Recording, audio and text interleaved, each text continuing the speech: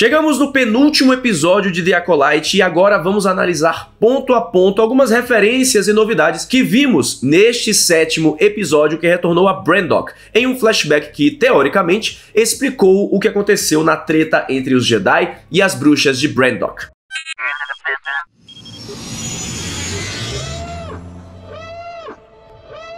Todos os Wings reportem, sejam bem-vindos ao Diário Rebelde, eu sou o João Jedi e vamos agora analisar, breakdown, ponto a ponto, os detalhes do sétimo episódio de The Acolyte, que é o penúltimo. A minha crítica para o episódio já está no ar, que você confere aqui em cima. Logo no início do episódio, vemos os Jedi pesquisando algo no planeta, catando matinho, detectando metais. O Kelnaka, inclusive, usa um aparelho muito parecido com um detector de metais. Então, era de se perguntar o que eles estavam fazendo ali. Muito provavelmente estudando a vida do planeta, que era o que dava a entender naqueles dispositivos que o Sol e o Torbin estavam utilizando. Mas o que será que havia ali? Que de mais profundo aqueles Jedi estavam pesquisando? Quando vemos os Jedi reunidos em seu acampamento, Kelnaka está fazendo um prato típico ali, em que é uma referência clara ao Chewie cozinhando lá na trilogia sequel também, fazendo o seu prato de porg, que a gente vê lá nos Últimos Jedi, por exemplo. E aí o Torbin fala que está cansado de comer pernas de Nuna. Nuna é uma espécie típica de Naboo que se espalhou pela galáxia por anos. É uma espécie pantanosa muito pequena que já apareceu em The Clone Wars, já apareceu também nos livros da Alta República e, pelo visto, as suas pernas são uma iguaria que deixaram, o nosso querido Padawan Torb enjoado de não aguentar mais de comer. Durante a fala de Mestre Indara, a gente descobre que o planeta Brandok foi catalogado como afetado por um desastre de hiperespaço. E essa é uma referência direta aos livros da Alta República, que por sinal estão sendo publicados pela Universo dos Livros. Não tô ganhando nada por isso, é mais uma dica mesmo, se você quiser conferir os livros da Alta República lá na Universo Geek. Enfim, a Indara menciona que o planeta foi afetado pelo Grande Desastre. O Grande Desastre foi um evento catastrófico no hiperespaço provocado pelos Nihil, que são piratas espaciais, tipo vikings do espaço. Eles conseguiram, então, deslocar uma nave, um cargueiro gigantesco do hiperespaço, fazendo com que ele se desintegrasse. E assim, saindo da velocidade da luz, os destroços desse cargueiro se tornaram projéteis gigantescos, caindo em planetas diversos na galáxia por muitas horas, provocando mortes de milhões de pessoas. Em alguns casos, os Jedi e a República conseguiram segurar a onda, conseguiram impedir a queda de alguns destroços, mas outros ainda caíram em alguns planetas, matando muita gente. E como a gente viu lá em Os Últimos Jedi, quando um destroço sai da velocidade da luz, uma velocidade muito alta, ele se torna praticamente um meteoro, uma força quase imparável, que ao cair num planeta, ter um impacto, devastaria tudo ao seu redor. E foi isso que aconteceu no Grande Desastre do Hiperespaço. Ele aconteceu ali em 232 anos antes da Batalha de Yavin, e é o que inicia os livros da Alta República lá em Luz dos Jedi. Então, com a fala de Sol, a gente descobre o que os Jedi estavam fazendo lá em Brandok. Eles estavam procurando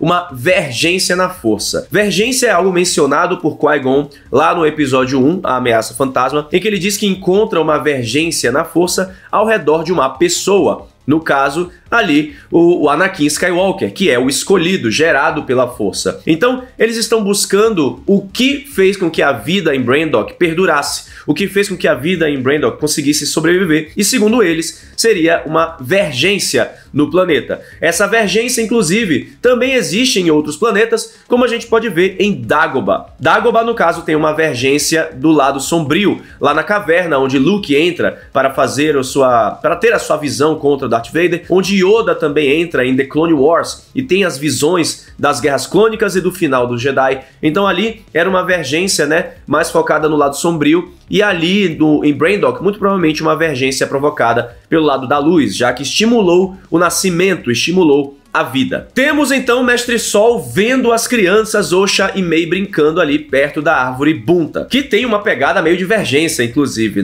todo o ambiente com o sol batendo, tem aquele ar meio lado da luz da força, então daria a entender que a vergência poderia estar ocorrendo ali naquela região. Ele escala o monte lá das bruxas de Brandok e vai investigar que crianças são aquelas. No momento que ele retorna e relata a situação para Indara, quando ele diz que são bruxas, o primeiro chute de Torben são Irmãs da Noite, que é o coven mais famoso de bruxas da galáxia, muito provavelmente ali entre os credos da força, né? E então o Torben já fala direto Irmãs da Noite, uma clara referência aos rituais, enfim, ao fato da gente conhecer também mais das Irmãs da Noite. Eu fiz um vídeo lá no Omelete explicando um pouco da relação entre as bruxas de Brandok e as Irmãs da Noite, que você pode conferir aqui em cima no card, se você quiser. Eu trabalho lá no Omelete, então pode ser um conteúdo que você acha interessante para você. De todo modo, temos aí uma referência direta ao Coven de Bruxas e as Irmãs da Noite, e eu gostei muito do Torben ter feito essa relação. Do ponto de vista de Soul, as crianças podem estar em perigo, e aí temos aí o excesso de altruísmo Jedi, no caso do Soul, acabando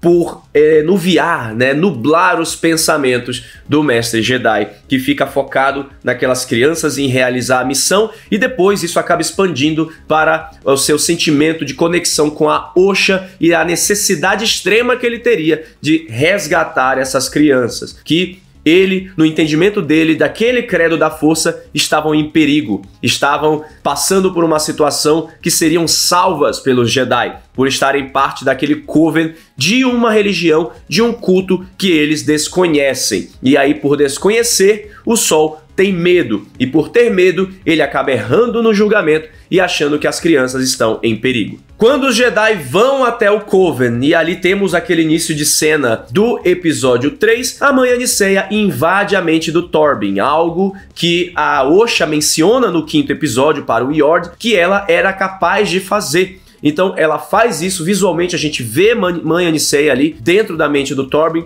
e enquanto ela está influenciando o Padawan, ela diz que ele é de Bonadan. Bonadan é um planeta que se localiza no início da Via Raidiana, que é uma via muito importante de hiperespaço, de comércio, e lá em Bonadan, né, o Torben foi recrutado para ser um Youngling, no caso agora, um Padawan. Naquele momento que a Aniceia invade a mente do Torben, e quando ela pergunta o que ele quer, e ele diz o que ele quer, a gente pode até mesmo interpretar como tendo rolado ali uma espécie de pacto. O Torben acabou fazendo um pacto com a mãe Aniceia para retornar a Coruscant, e talvez esse pacto tenha desencadeado a cadeia de eventos aí que a gente vê nesse episódio, que provoca a sucessão de erros, tanto dos Jedi quanto das bruxas, nesse grande mal-entendido que acaba em carnificina. E isso se reflete mais uma vez no Sol. Ele está em uma viagem de egocentrismo que a própria Indara menciona, como ele, por querer a Osha, será que ele está querendo mesmo salvar a criança? Ou ele está pensando nele, ele está pensando, sabe, naquela alfinetada que a Indara deu, dizendo que ele não tinha uma Padawan, por isso que ele não tinha Padawan, sabe? E aí ele agora, me conectei com a Osha, eu quero um Padawan, não sei o que lá, blá, blá, blá. Então, tem um pouco disso ali no Sol. Tem um pouco, muito disso, na verdade, nos erros do Sol que vão desencadear nesses eventos aí. Quando as crianças chegam para o teste, a May vai fazer primeiro, e ali a gente tem algumas referências no tablet, quando o Mestre Sol está fazendo o teste com a May. E temos um Wampa, que é aquela criatura típica de Hoth, que a gente vê no episódio 5, Império Contra-Ataca. Aparece também um gato Loth, que é típico de Lothal, a gente vê em Star Wars Rebels e também muito proeminente em Ahsoka, e também um droid Gonk, só que um droid Gonk no formato que a gente conhece, né? Ali no clássico droid Gonk, o droid bateria da galáxia de Star Wars. Então são essas pequenas referências que a gente tem ali no tablet de teste do Sol. No momento do teste, a Indara parece ter sentido alguma coisa, parece que ela teve algum distúrbio na força. Eu achei a música levantando, né, e ela fazendo aquela cara ali, pareceu, sabe? Eu não sei se foi isso que queria demonstrar, mas foi uma sensação que eu tive assistindo ao episódio. Agora é que a treta aumenta, porque o Conselho Jedi não aprovou as crianças entrarem na Ordem. Então, o Sol, ele acabou indo muito a fundo no egoísmo, e aí, olha só o que aconteceu, ninguém ouviu a Indara. A Indara era a voz da razão ali naquela missão, como a mestra mais graduada, e o Sol e o Torben agaram e andaram pra mulher, sabe? Tipo, não levaram em consideração o que ela estava falando, e isso demonstra muito daquele secto Jedi, aquele grupo Jedi, um pouco do egocentrismo, do egoísmo também, da arrogância Jedi, de acreditar que o seu credo era o único, que é o que a mãe Aniceia fala mais pra frente, né? Que essa tal nobreza Jedi vai levá-los à extinção. E isso acontece sim, a gente já viu isso em várias obras.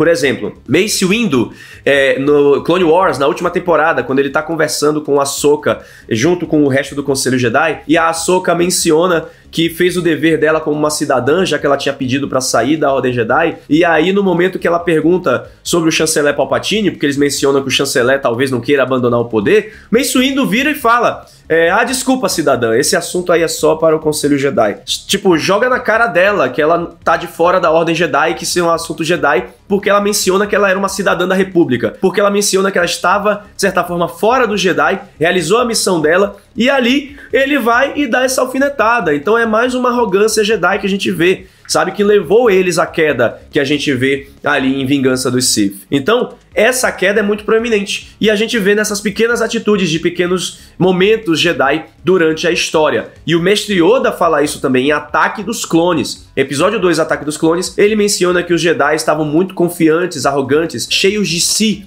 Ele fala isso ali no momento que ele tá conversando com Mace Windu e com Obi-Wan Kenobi. Isso não é novidade no cânone de Star Wars desde o George Lucas. Esse episódio de Acolyte acabou frisando muito isso, principalmente na característica ali do personagem do Sol. Então, quando eles vão para o Coven, eles falam ali o momento que as crianças foram criadas artificialmente, elas foram criadas através de manipulação da força. E isso é o que a gente já vem falado, né? Que o Anakin Skywalker foi gerado pela força, ele foi criado pela força, enquanto as duas gêmeas foram manipuladas. Foi uma ação, eu ia dizer humana, né? Mas tem alienígena ali no meio. Mas foi uma ação de pessoas naquele momento ali do uso da força, enquanto o Anakin foi uma ação da própria força. É uma outra condição que você confere aqui em cima no card, onde eu falo que o Anakin permanece sim como o escolhido, tá? Assim o Torben segue e mete o louco querendo voltar pra Coruscant, vai atrás lá do Coven, achando que as crianças seriam a explicação para a divergência que eles localizaram em Brandok. E isso gera toda a treta, que é um combate de sabre de luz muito divertido. Eu curti muito a gente ver toda aquela dinâmica ali da tensão crescendo entre as bruxas e os Jedi. E achei muito interessante aquele momento em que a May, ela é atiçada pela Mãe Córeo, né? A Mãe Córeo, ela acaba imbuindo a May com o lado sombrio, né? Com raiva, com vontade sabe? E isso acaba prejudicando a criança de uma forma que ela fica toda nublada quando ela provoca o incêndio. Eu não gostei que o incêndio que ela provoca na porta, e agora a gente viu que não foi sem querer, mas foi tipo um momento de tensão dela, né? Eu não gostei que isso desencadeou aquilo tudo que derrubou o templo todo. Eu achei que isso foi muito exagerado. Mas de todo modo, o que eu gostei foi que a May, ela percebeu que ela tava fazendo besteira ali, ela tava nublada pela raiva, sabe? Que a Mãe Córeo atiçou a raiva, o lado sombrio nela, e ela acabou fazendo besteira. Então, isso eu gostei. E aí, a gente vê a Mãe Aniceia virando fumacinha, muito provavelmente tentando dominar a May, ou de alguma forma possuir a May, porque a May também já tava ali, ó, na fumacinha, e o Sol se passa, faz besteira e mata a Mãe Aniceia desarmada aos olhos da May, que ela menciona mais pra frente para Indara, que os Jedi matam gente desarmada e ele faz isso. Mãe Córeo possui Kelnaka junto com a magia do resto do Coven, né? E ali eu gostei muito do Kelnaka partindo pra cima dos Jedi. Era uma cena que a gente tinha tido nos trailers. Curti muito esse duelo dele possuído. Já tivemos isso em outras magias. Irmãs da Noite, Espíritos de Irmãs da Noite, possuindo Kanan e Sabine lá em The Clone Wars, que é a lembrança mais vívida que eu tenho disso, né? Quando eles acabam duelando lá com o Ezra em um momento super legal de... Eu falei The Clone Wars, mas eu quis dizer Star Wars Rebels, tá? Eu tô maluco. De Star Wars Rebels. E aí, a gente tem essas bruxas com essa mesma habilidade. Só que a Indara é poderosa o suficiente para anular essa habilidade e assim acabar com a mente das bruxas no coletivo. E eu acho que isso não quis dizer que as bruxas eram fracas. Acho que isso quis dizer que mentalmente a Indara ali era poderosa para poder acabar com o controle mental do Kelnaka. Agora, o que aconteceu com a Mãe Córeo, eu não sei o que rolou. Não sei se ela desapareceu mesmo, se ela vai voltar, se ela morreu junto com aquela... né, com aquele que ela fez na mente do Kelnaka. Então, pode ter sido isso. Um detalhe que eu quase esqueço é que toca o tema do Kylo Ren de novo quando o Sol mata a Mãe Aniceia. Chega a tocar um trecho do tema do Kylo Ren. Um pouco mais lentamente, mas dá pra ouvir. E aí a gente tem a questão do episódio que pra mim, Mestre Sol, realmente, velho, você se passou legal. Ele tenta segurar as plataformas com as duas crianças e aí resolve se concentrar apenas em uma e derruba a Mei, larga a Mei pra salvar a Osha, porque a Osha queria ser Jedi e a Mei não, e seria muito mais fácil levar a Osha, né, Mestre Sol? Você, rapaz. E aí, como eu falei na crítica do episódio, foi aí que eu entendi a escalação do Lee Jun-jae pra esse episódio. Pra esse episódio, digo, pra temporada, né, pra Acolyte, que foi porque o Lee Jun-jae fez um pai que se passa lá em Round 6. É um pai que comete muitos erros, é um pai que também é egoísta, é um pai que vai pro jogo lá do Round 6, o jogo, né, o Squid Game, pra poder ganhar dinheiro pra filha, mas na verdade é num sentido egoísta pra ele mesmo. E ele tem essa vibe também lá no Mestre Sol, faz essa besteirada que eu quero ver como a Osha vai reagir quando descobrir. E a Indara resolve encobrir a questão, olha o erro da Indara aí, porque Indara aí, olha a música, Indara, Indara, Indara, Indara aí, porque a criança Osha ia ficar sem família, e agora a família dela é a instituição Jedi. E você acompanha o resto da cobertura de Acolyte aqui nesses vídeos. Quero saber a sua opinião sobre o episódio, mas por favor, Wings, eu já tô um pouco cansado de vocês me ofendendo nos comentários, tá? Tem muita gente me ofendendo nos comentários e já tá chato. Então eu peço respeito e peço que vocês comentem do episódio, se gostou ou não. Reclama do episódio. Eu não trabalho na Lucasfilm, eu não trabalho com Star Wars assim diretamente, tá? Então vamos focar e vamos conversar sobre a série e vamos esperar o último episódio de The Acolyte. Que a força esteja sempre com vocês.